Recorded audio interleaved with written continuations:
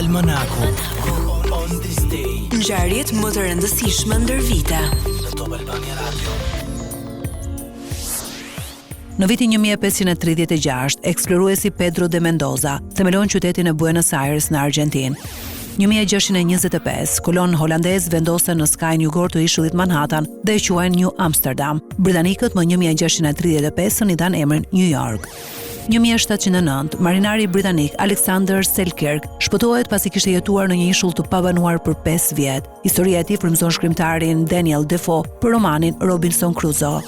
1892, zgjidhja për mbylljen hermetike të shisheve të Qelqit u shpik nga William Painter, themeluesi i ardhshëm i Crown Cork and Seal Company në Baltimore.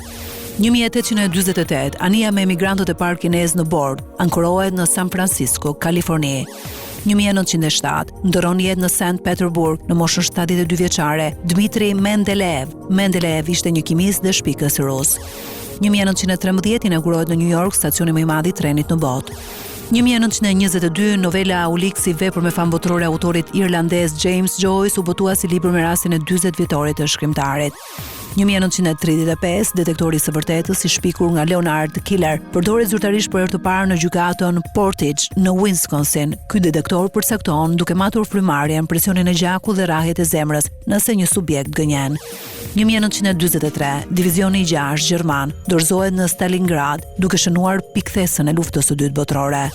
1945, ndodh arratisja e parë dhe e vetme nga kampi nazist i përqendrimit në Mauthausen, ku natën e 2 shkurtit 500 robër sovjetik të luftës marrin guximin të kalojnë telat. 1946 u proklamua Republika Hungareze.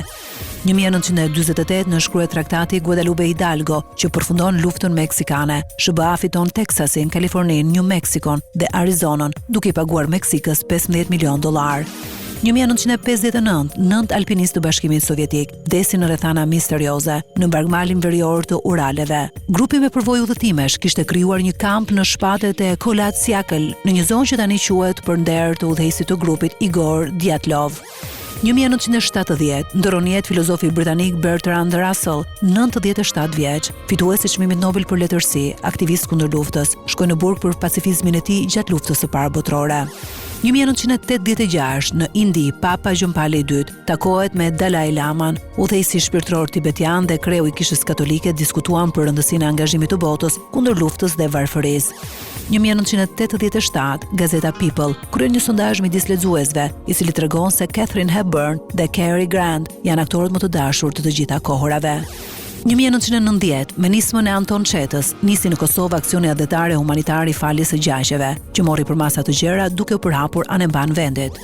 2004, tenisti zviceran Roger Federer bëhet lojtari i kategorisë numër 1 për meshkuj, një pozicion që ai do të mbajë për një rekord prej 237 javësh pa ndërprerje.